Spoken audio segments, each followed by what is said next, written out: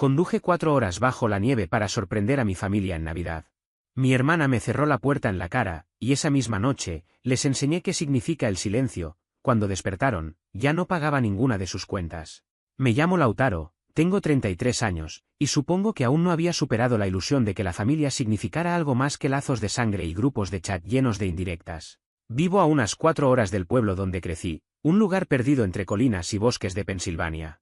Después de la universidad me mudé a Pittsburgh por trabajo y terminé quedándome, primero por la estabilidad, después porque cada año lejos hacía que sintiera menos necesidad de volver. Aún así, siempre hacía el esfuerzo. Cumpleaños, navidades, emergencias, allí estaba yo. No hacía falta que me pidieran ayuda. Si el coche de alguien se averiaba o si había que pagar una factura médica, yo enviaba dinero o aparecía sin hacer ruido. Eso es lo que hace una familia, solía decir mi padre antes de morir hace 5 años. La verdadera familia se presenta incluso cuando no le resulta conveniente. Supongo que fui el único que se tomó en serio esa frase. Mi madre está envejeciendo y me preocupa más de lo que admito. Franco, mi hermano, vive a menos de 10 minutos de su casa, pero apenas pasa a verla. Camila, mi hermana menor, vive en el mismo pueblo y parece que su pasatiempo favorito es irritarse conmigo. Siempre fue la protegida, la intocable. 2 años más joven que yo, creció creyendo que tenía la razón en todo, y lo peor es que todos la respaldaban. Yo, en cambio, era el que arreglaba las cosas. El que resolvía los problemas que nadie quería afrontar.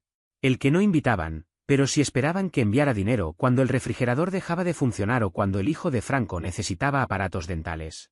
No me molestaba ayudar, de verdad que no. Pero con el tiempo empezó a sentirse unilateral. Este año ni siquiera pensaba viajar. El trabajo me tenía agotado, había aceptado un segundo contrato de consultoría que devoraba mis fines de semana. Pero el 23 de diciembre recibí una llamada de mamá. No fue nada dramático, apenas un «te vamos a extrañar», cariño dicho con cansancio, y un comentario sobre lo silenciosa que estaría la casa. No lo dijo para hacerme sentir culpable, pero lo logró igual. Escuché la soledad en su voz, y algo dentro de mí se quebró. Empaqué una bolsa, cargué el maletero con los regalos que había comprado por internet y salí antes del amanecer en Nochebuena. El viaje fue un infierno. La nieve caía en mantos tan densos que los limpiaparabrisas apenas servían, y la calefacción decidió rendirse justo ese día, lanzando aire tibio como si se burlara de mí. Aún así, seguí adelante, avanzando con cuidado por esas carreteras serpenteantes que parecían una pista de hielo. Me detuve en una gasolinera para comprar un pastel de cereza, el favorito de mamá. Pensé que, si todo salía mal, al menos eso la haría sonreír. Mi plan era simple, llegar a la hora de la cena, sorprenderlos y, si el clima empeoraba, quedarme a dormir. No avisé porque quería que fuera una sorpresa. Pero en cuanto estacioné frente a la casa, algo me pareció extraño. No había luces navideñas, ni el resplandor cálido que solía filtrarse por las ventanas, solo una quietud helada que me hizo revisar la fecha en el teléfono, temiendo haberme confundido. Reconocí los coches aparcados frente al jardín, el viejo Toyota de Franco, el sedán que ayudé a mamá a pagar la primavera pasada, y el SUV de Camila. Todos estaban allí. Todos, menos yo. Subí al porche, con las botas hundiéndose en la nieve recién caída, el pastel en una mano y una bolsa de regalos en la otra. Golpeé la puerta. Silencio. Toqué otra vez. Escuché pasos. La puerta se entreabrió apenas unos centímetros y apareció Camila, con el cabello perfectamente alisado en una coleta, mirándome con esa mezcla de sorpresa y fastidio que usaba cada vez que no sabía cómo reaccionar. «¿Lautaro?», dijo, como si no estuviera segura de reconocerme. Sonreí, genuinamente contento. «Sorpresa. Pensé venir a pasar la Navidad con todos ustedes». Ella me dedicó una sonrisita burlona.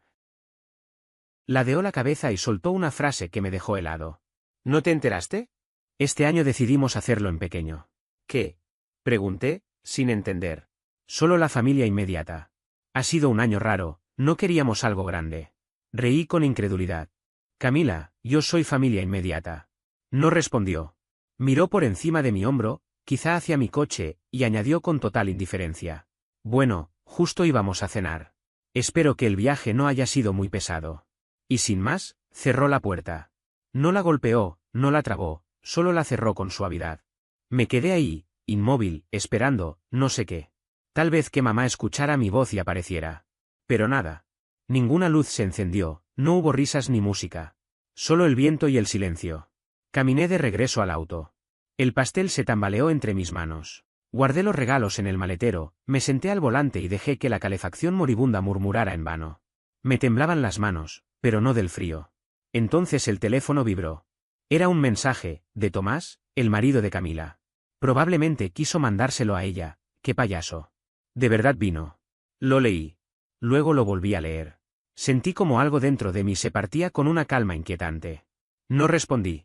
No pedí explicaciones. Solo sonreí, una sonrisa extraña, serena, que no reconocí en mí mismo. Abrí la aplicación del banco, y antes de salir del pueblo, mientras la nieve volvía a cubrirlo todo, tomé decisiones que ya venían gestándose desde hace tiempo. A veces basta un solo momento para dividir tu vida en dos, todo lo que fue antes y todo lo que vendrá después. Para mí, ese momento fue ese mensaje, qué payaso. De verdad vino. No grité, no lloré. Solo me quedé quieto. Tal vez porque, en el fondo, siempre supe que ese día llegaría. La confirmación llegó como un golpe seco, la prueba irrefutable de que no estaba imaginando nada. No importaban los recibos pagados, los favores hechos, ni las veces que dejé mi vida en pausa para ayudarlos. Para ellos, yo no era más que un chiste contado a mis espaldas. El viaje de regreso fue un borrón. Apenas recuerdo la carretera o la nieve cayendo. Todo se volvió un ruido blanco sin forma. En algún punto me detuve en un viejo restaurante al borde del camino. Me quedé ahí, con un café enfriándose entre las manos, tratando de entender en qué momento todo se había torcido. ¿Había sido siempre así y yo no quise verlo? ¿O simplemente me mentí a mí mismo porque aceptar la verdad dolía demasiado? Cuando éramos niños, no teníamos lujos, pero solía creer que al menos nos teníamos los unos a los otros. Papá trabajaba como mecánico y ganaba lo justo, y mamá se quedaba en casa cuidándonos. Yo, como el mayor, cargaba con responsabilidades desde temprano, cuidaba de Franco y de Camila cuando enfermaban, hacía mandados, me ocupaba de los quehaceres y, cuando aprendí a conducir, me convertí en el encargado de todo. Papá solía decirme que era fiable, y esa palabra se me grabó en el alma. Ser el confiable se volvió mi identidad.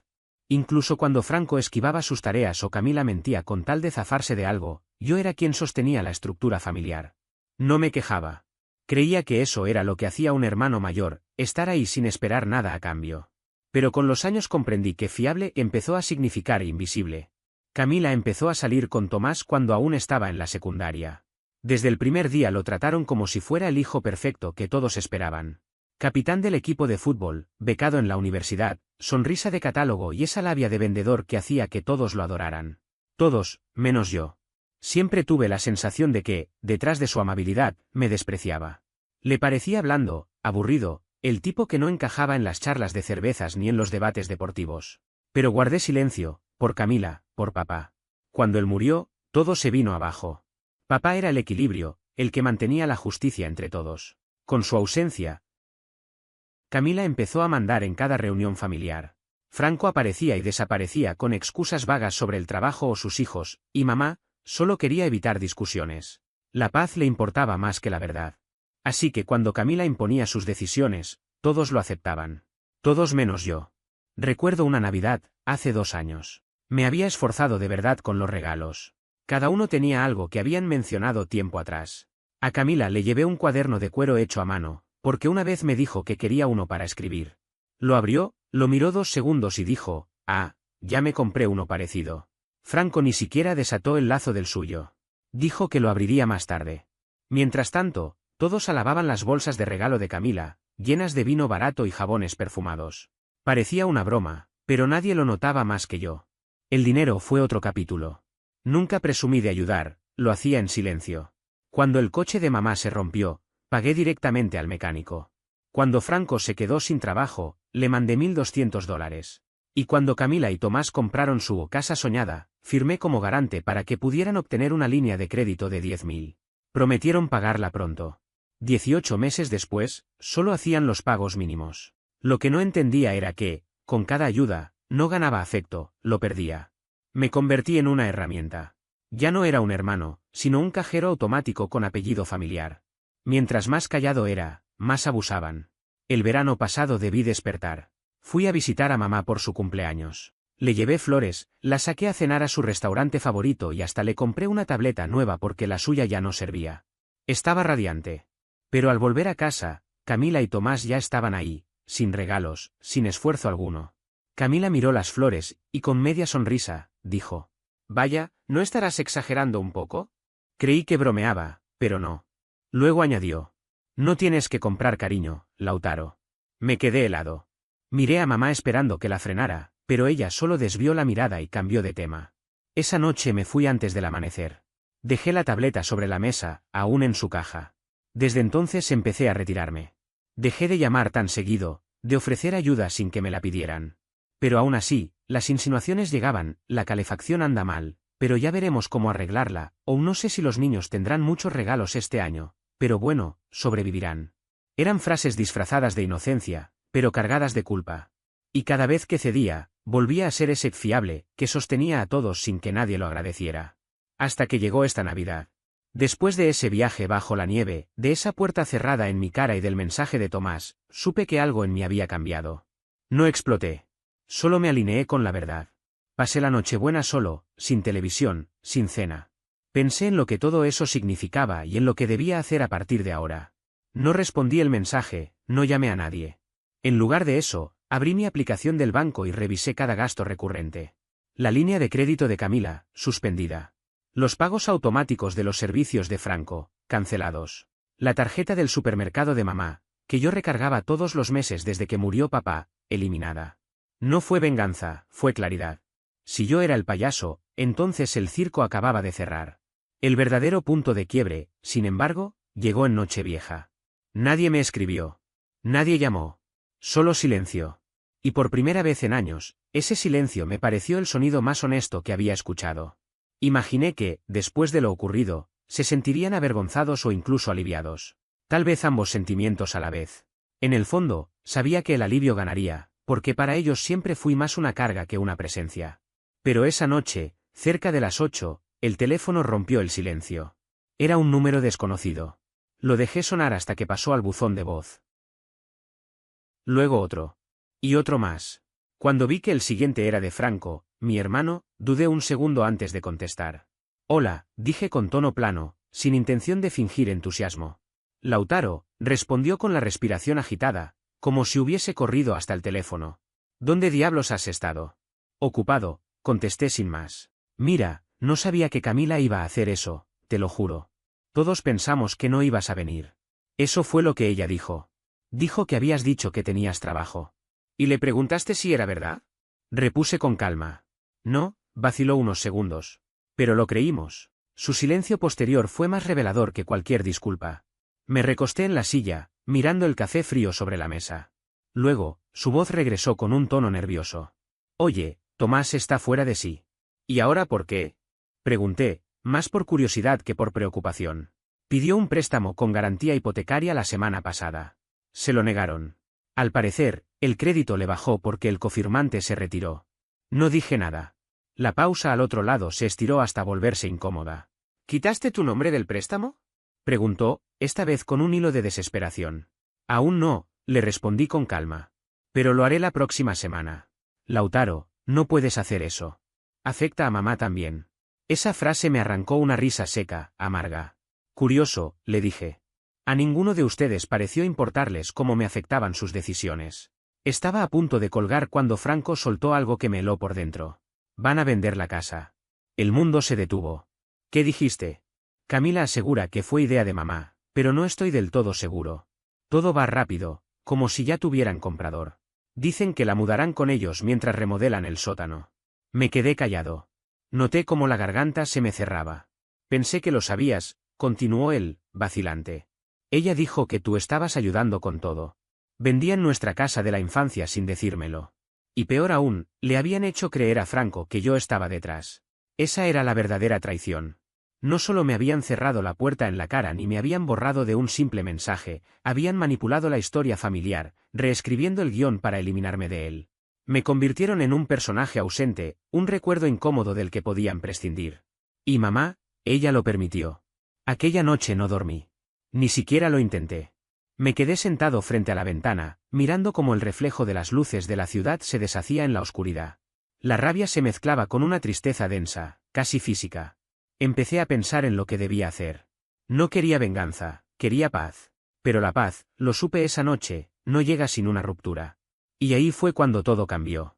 La gente suele hablar de tocar fondo como si se tratara de una escena dramática, perder un trabajo, sufrir una ruptura, quedarse sin casa. Pero lo mío fue distinto, más silencioso. No hubo gritos, ni lágrimas, ni lluvia cinematográfica. Solo un vacío profundo que me pesaba en el pecho. Me di cuenta de que ya no pertenecía a esa familia. Que, sin importar cuánto diera, siempre me dejarían fuera. La noche después de la llamada, no comí. Ignoré los mensajes, apagué las notificaciones, ni siquiera miré el reloj cuando el año nuevo comenzó. Me senté en el borde de la cama y pensé en lo que debía de ser capaz de vender la casa de tu madre a escondidas. ¿Qué clase de hija se adueñaba de su vida fingiendo ayudarla? ¿Qué clase de hermanos dejaban que el único que siempre estaba presente fuera borrado sin resistencia? Durante varios días, dejé que esa versión de mí muriera. El hombre que siempre resolvía los problemas, el que decía sí aunque estuviera exhausto, el que nunca pedía nada a cambio. Dejé de responder correos que empezaban con el típico, perdón por molestarte, pero...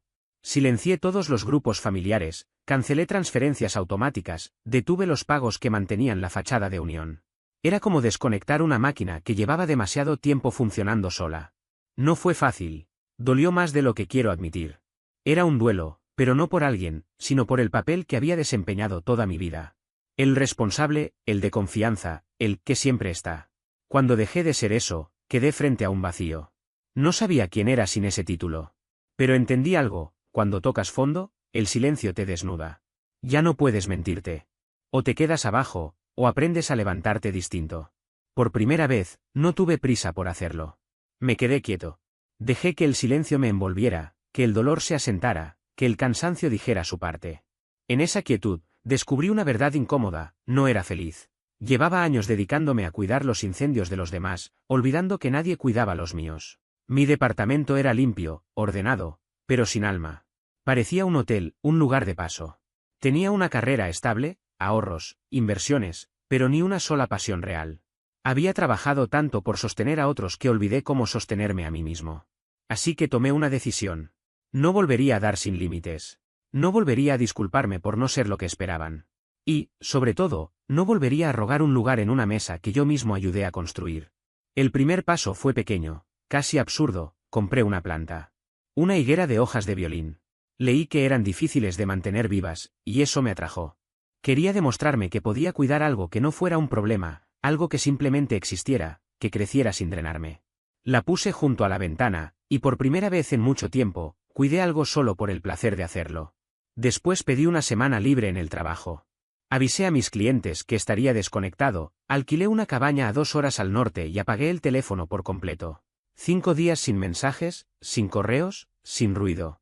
Llevé libros que había pospuesto durante años, cociné sin apuro, caminé entre los árboles nevados. El silencio me resultó incómodo al principio, pero luego se volvió necesario. No hubo revelaciones repentinas, solo un descanso profundo, un espacio mental que no recordaba haber tenido desde joven. Cuando regresé, empecé a hacer inventario. No de dinero, sino de vida. Miré mi departamento y me pregunté, ¿qué de todo esto realmente me pertenece? La respuesta fue simple: casi nada. Vendí muebles que no me gustaban, doné ropa que ya no decía nada de mí, cancelé suscripciones, organicé mis días en torno a lo que me devolvía energía. Incluso volví al gimnasio, algo que no hacía desde mis 20. Al principio fue torpe, incómodo, pero después se volvió una rutina que me dio estructura. Y esa rutina, sin darme cuenta, se convirtió en terapia. Me di cuenta de que cuando dejas de entregar todo a quienes no lo valoran, descubres cuánto te queda para darte a ti mismo. Llegó febrero, y con él, el trabajo retomó su ritmo. Pero algo dentro de mí había cambiado por completo. Por primera vez en muchos años, no sentía que estaba sobreviviendo. Sentía que empezaba, al fin, a vivir. Conseguí un contrato a largo plazo con una firma de marketing en Chicago. Era un acuerdo importante, buen dinero, horarios estables y una oportunidad real de independencia. Les gustó tanto mi trabajo que incluso me ofrecieron un pago mensual extra por asesorías externas. Por primera vez, sentí que mis logros no dependían de los problemas de otros, sino de mi propio esfuerzo. Todo lo que tenía lo había construido desde cero.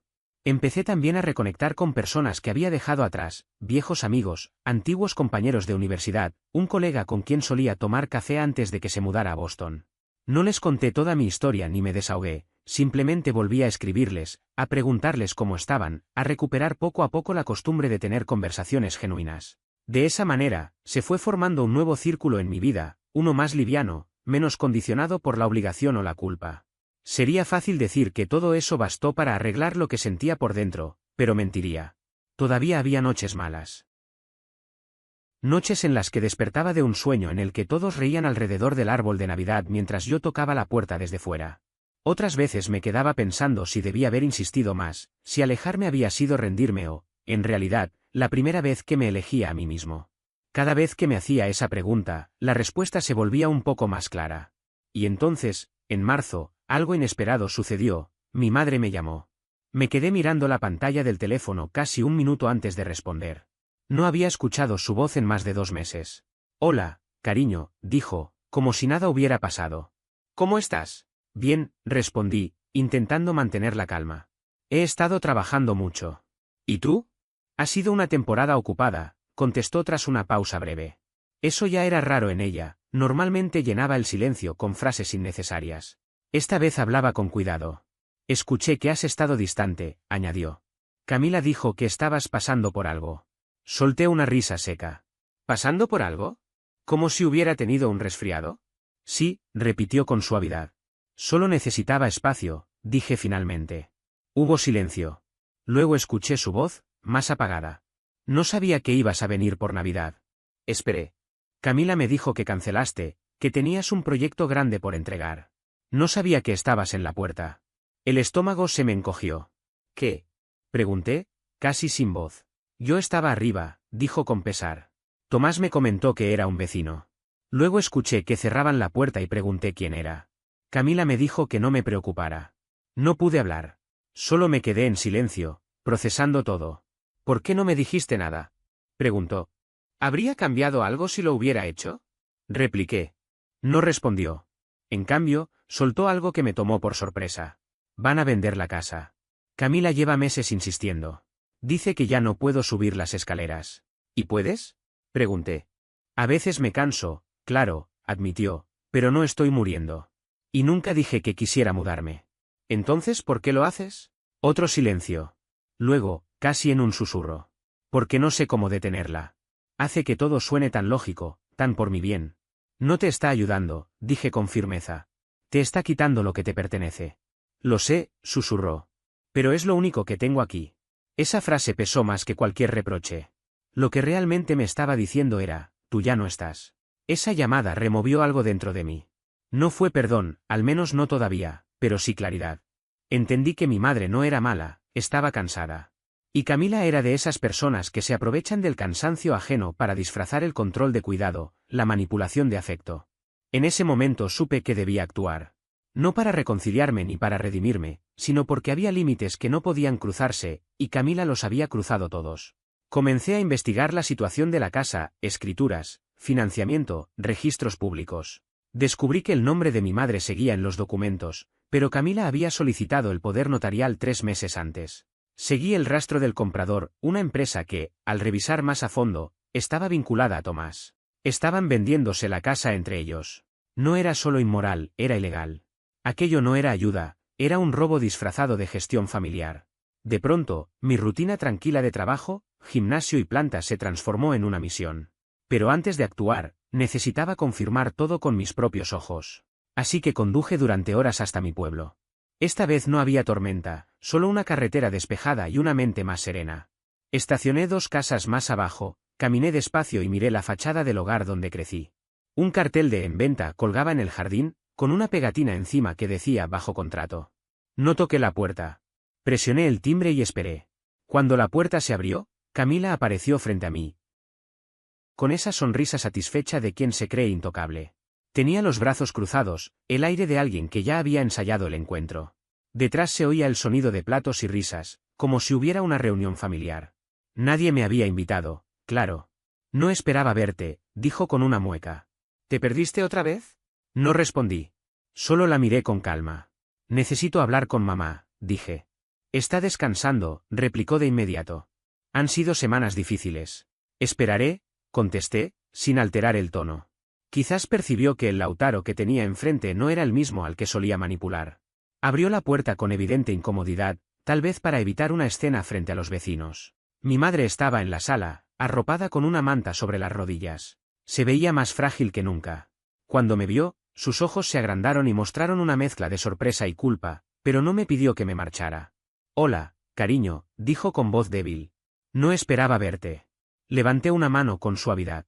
Tranquila, no me quedaré mucho. Camila se mantuvo cerca, observando cada movimiento como un guardia. Necesito preguntarte algo, le dije a mi madre. ¿Querías vender la casa? Ella bajó la mirada. Camila dice que es lo mejor, murmuró. Que el sótano será más cómodo, menos escaleras. ¿Pero tú querías hacerlo? Insistí. Sus labios temblaron apenas. No, no realmente. Eso bastó. Giré hacia Camila. El poder notarial, dije con voz firme. Lo tramitaste en octubre, ¿verdad? El rostro de Camila se tensó de inmediato, como si mis palabras la hubieran golpeado con una verdad que llevaba demasiado tiempo evitando. Se quedó quieta, los labios apretados, los ojos fijos en mí. Nunca le dijiste nada a mamá, dije despacio, sin apartar la mirada. Le hiciste firmar documentos sin explicarle lo que estaba firmando. Intentó reaccionar, abrir la boca, articular una excusa. Yo no. Empezó a balbucear. Sí, lo hiciste, la interrumpí. Registraste la casa bajo una empresa fantasma, una de esas compañías de papel que existen solo para esconder lo que realmente pasa. Y lo peor, añadí, el nombre de Tomás aparece en el registro. La están vendiendo, a ustedes mismos. Camila se quedó sin palabras. Abrió la boca, la cerró, luego volvió a abrirla, buscando una defensa que no existía. No entiendes cómo funciona esto, dijo al fin, con una voz que intentaba sonar segura, pero que apenas se sostenía. Créeme que sí lo entiendo, respondí, en un tono sereno, pero con la rabia contenida. Y también sé que lo que estás haciendo tiene un nombre, fraude. Abuso contra una persona mayor. Si alguien decide denunciar, lo que hiciste no se borra con una disculpa. Lautaro, susurró mamá, alarmada, incorporándose en el sofá con el rostro pálido. Hijo, por favor. Camila soltó una risa seca, cargada de desprecio. Qué conveniente, dijo. Ahora resulta que el hijo ausente se convierte en el héroe. Vuelves después de años y te crees con derecho a dar lecciones. ¿Después de que me cerraste la puerta en la cara? Repliqué con calma. ¿Después de que Tomás se burló de mí por intentar acercarme? ¿Después de mentirle a mamá, haciéndole creer que yo había ayudado a vender la única casa que alguna vez fue hogar para todos nosotros? Hubo un silencio espeso. Solo se oía el reloj del comedor marcando los segundos. Me tomé un respiro para no dejar que la rabia se apoderara de mi voz. No estoy aquí para rogarte nada, Camila, dije, finalmente. Estoy aquí para reparar lo que ustedes dañaron. Esa noche, cuando subí al auto, sentí una mezcla de ira y claridad que hacía años no experimentaba. Conducir de regreso fue como cruzar un túnel de hielo, la carretera vacía, el aire helado pegando en el parabrisas, y mi mente repasando cada palabra. Ya no había confusión ni dudas. Tenía un propósito. Y esta vez no iba a soltarlo. Durante los días siguientes, me dediqué a revisar cada rincón de mi pasado con la familia, como si buscara en los escombros las piezas que habían roto.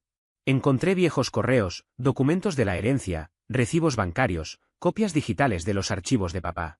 Recordé su forma de dejar todo por escrito, de firmar siempre con esa letra fuerte, inclinada. Entre los papeles, hallé una cláusula que parecía haber pasado desapercibida para todos, menos para él. Toda transacción sobre la vivienda familiar deberá ser cofirmada por un miembro adicional si la salud mental de la propietaria se encuentra en evaluación o duda razonable. Ese era el detalle que Camila había manipulado. Se había aprovechado del poder notarial para actuar en nombre de mamá, usando su autoridad como un escudo para encubrir la venta. Sabía que necesitaba ayuda profesional, así que contacté a una abogada con la que había trabajado un par de años atrás en un proyecto independiente. Verónica era una mujer meticulosa, de voz firme y paciencia calculada. Especialista en protección patrimonial y derecho de adultos mayores. Le conté todo, desde los primeros indicios hasta la forma en que habían escondido la venta bajo una empresa de fachada.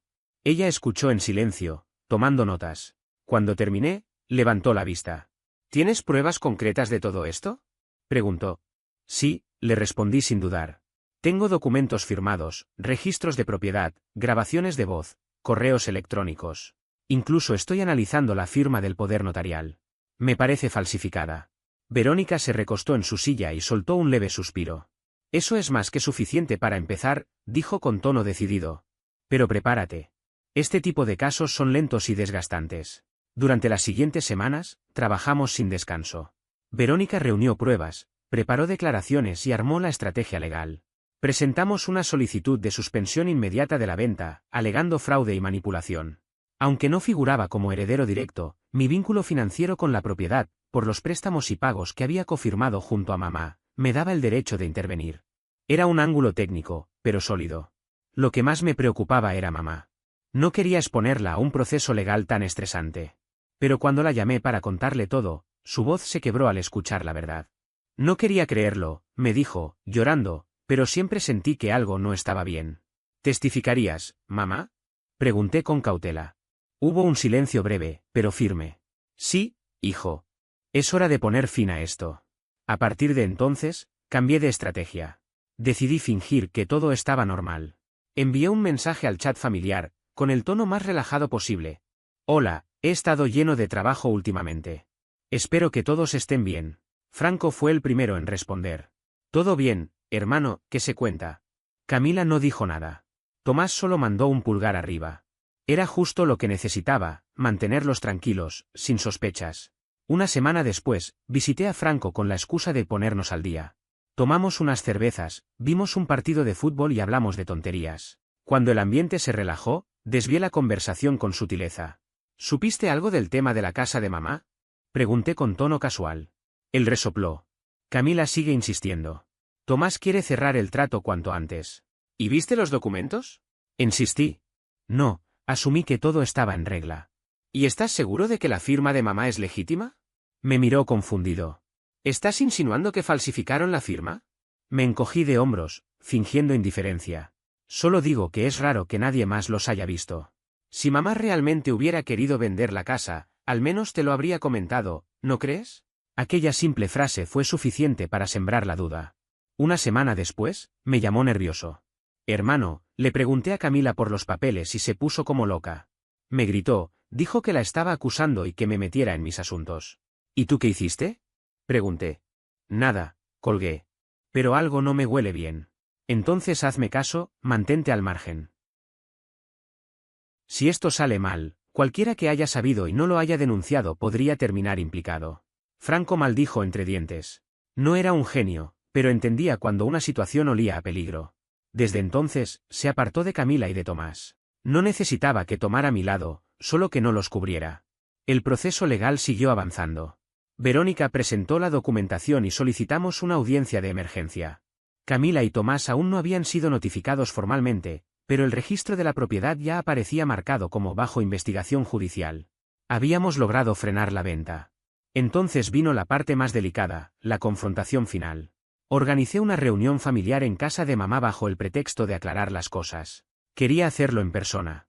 Quería que no quedaran dudas. Llegué temprano, ayudé a mamá a limpiar, a ordenar la mesa del comedor. Se la veía nerviosa, aunque decidida. No se lo esperan, le dije con una leve sonrisa. No esta vez. Camila llegó acompañada de Tomás. Él entró con aire de superioridad, como si la casa ya le perteneciera. Camila ni siquiera me miró, se limitó a apoyarse en el brazo del sillón. ¿Querías hablar? Preguntó, fingiendo cansancio. Sí, respondí con calma. Quiero darte la oportunidad de decir la verdad. Tomás soltó una carcajada. ¿Verdad sobre qué? Sobre la venta, dije, mirándolos fijamente.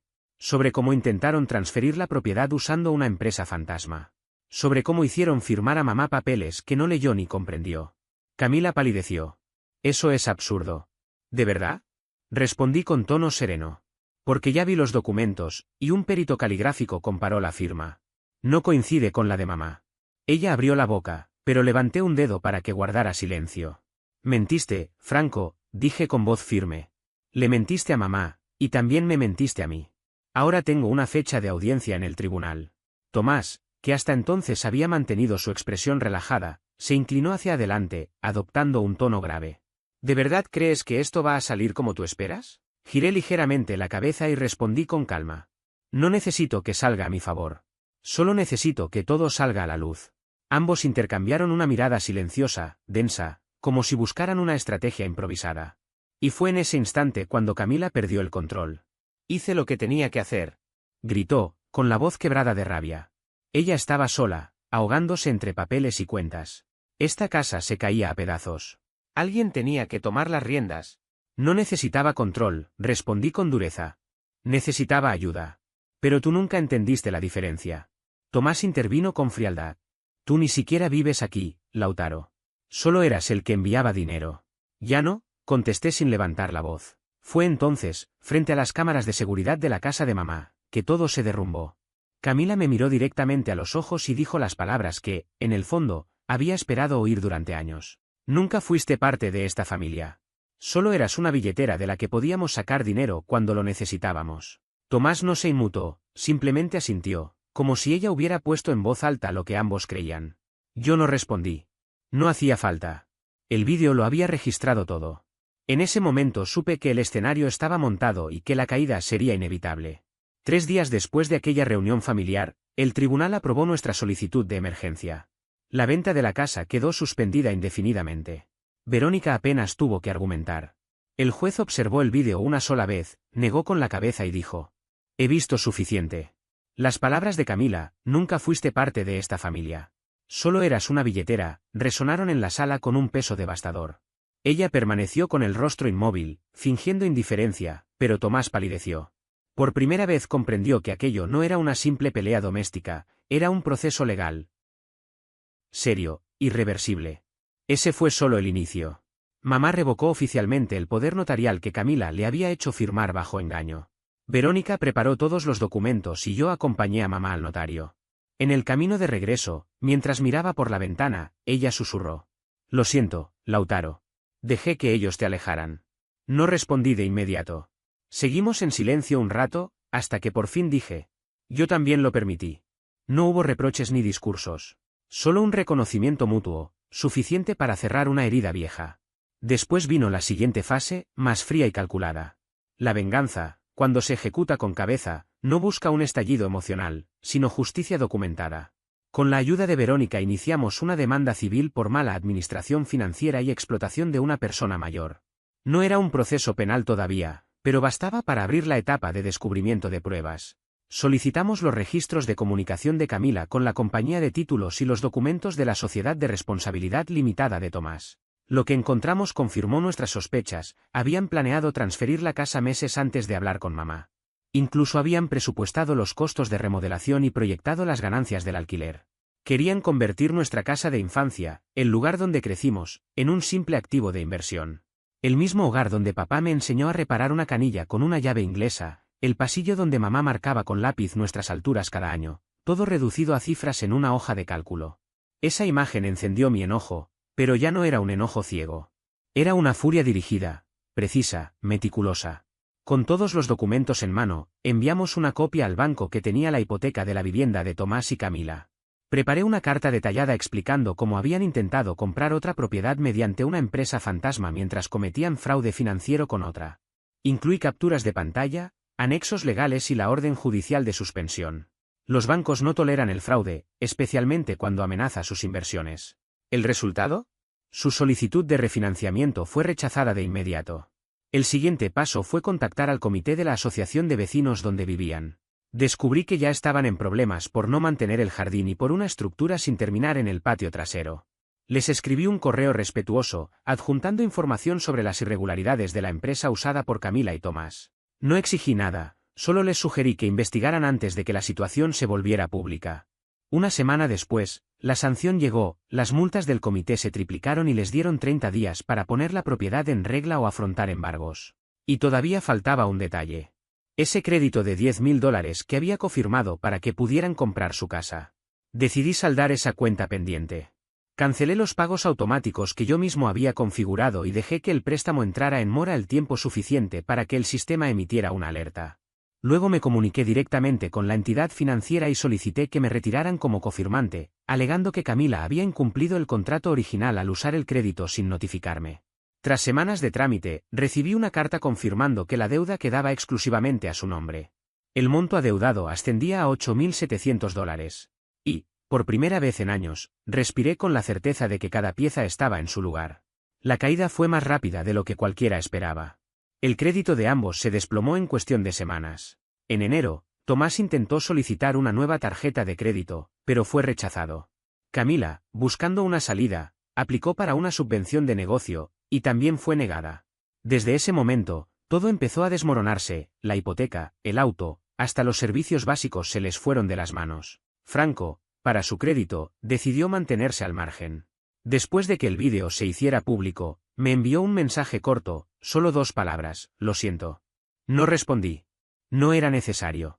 Él no era el villano en esta historia, solo alguien que aprendió tarde que callar puede ser igual de dañino que mentir. En abril, la venta de la casa se canceló definitivamente. Mamá se quedó en su hogar, y esta vez sin depender de nadie más. Contraté a un contratista con mi propio dinero, sin préstamos ni créditos. Pagué cada reparación, un salvaescaleras, nuevas cañerías, cortinas, una alfombra nueva para su habitación. Cuando lo vio terminado, se le llenaron los ojos de lágrimas. No merezco esto, me dijo. ¿Tú mereces tranquilidad?, le respondí. Y esto es solo el principio. Mientras tanto, Camila y Tomás se estaban hundiendo en su propio caos. Habían dejado un depósito por una segunda vivienda, confiados en vender la casa de mamá para cubrir los gastos. Pero cuando todo se frenó, perdieron el dinero. Su agente inmobiliario se desentendió del asunto, y el pueblo entero empezó a hablar.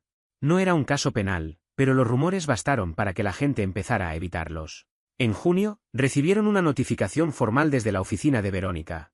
Les estábamos presentando una demanda por daños emocionales y financieros. Aunque yo le dije que no me importaba el dinero, Verónica insistió. No se trata solo de justicia personal, dijo, se trata de marcar un precedente. Camila intentó manipular la situación en redes sociales. Publicó mensajes vagos como: algunos solo fingen preocuparse cuando les conviene. Qué triste ver cómo la familia se rompe por codicia. No respondí, pero muchos lo hicieron por mí. Una de nuestras primas, Martina, le escribió: ¿te refieres a codicia como robarle la casa a tu madre? La publicación desapareció poco después. Semanas más tarde, Tomás me llamó. No contesté. Luego dejó un mensaje en el buzón de voz. Mira, hermano, lo entiendo. Todo esto se fue muy lejos. Podemos perderlo todo. Camila está destrozada. Solo te pido que hablemos. Guardé el audio en una carpeta que titulé Cierre, y nunca respondí. Para finales del verano, tuvieron que vender su casa a pérdida. El banco les negó la refinanciación, la asociación de vecinos los demandó por incumplimientos, y terminaron mudándose con los padres de Tomás, al otro lado del estado. Camila, que antes llenaba sus redes con fotos de viajes y cenas caras, empezó a publicar frases sobre sanar, aceptar y perdonar. Nadie le creyó. Mamá, en cambio, empezó a brillar de nuevo. Había recuperado la calma. Hablamos casi todas las semanas, a veces, simplemente me cuenta que flores florecieron en su jardín o qué receta probó esa tarde. No busco reconocimiento, solo estar presente. Reemplacé la necesidad de aprobación por algo más sólido: límites, fuerza y respeto propio. Yo también cambié. Empecé a viajar por primera vez en años. Fui a Denver, a Portland. Aprendí a cocinar, hice nuevos amigos y me reencontré con personas que creí haber perdido. En casa, una planta que tengo desde hace tiempo, una higuera de hoja de violín, sigue viva y más verde que nunca. Le puse nombre, Walter. No tengo explicación, simplemente me dio la sensación de que ese nombre le quedaba bien. Hace poco, mamá y yo estábamos sentados en el porche, ese mismo donde, una Navidad, Camila me cerró la puerta sin mirarme. La noche estaba templada, el aire olía a café recién hecho y a madera pulida. Durante mucho tiempo pensé que la paz venía de mantener felices a los demás, me dijo mamá mirando las luces de la calle. Pero ahora sé que la verdadera paz llega cuando dejas de aceptar menos de lo que mereces. Eso lo aprendí tarde, respondí, pero al menos lo aprendí. Nos quedamos en silencio, viendo las luciérnagas flotar sobre el césped. Un perro ladró a lo lejos, y por primera vez en mucho tiempo, todo pareció estar en su lugar. Mamá suspiró, con un dejo de nostalgia.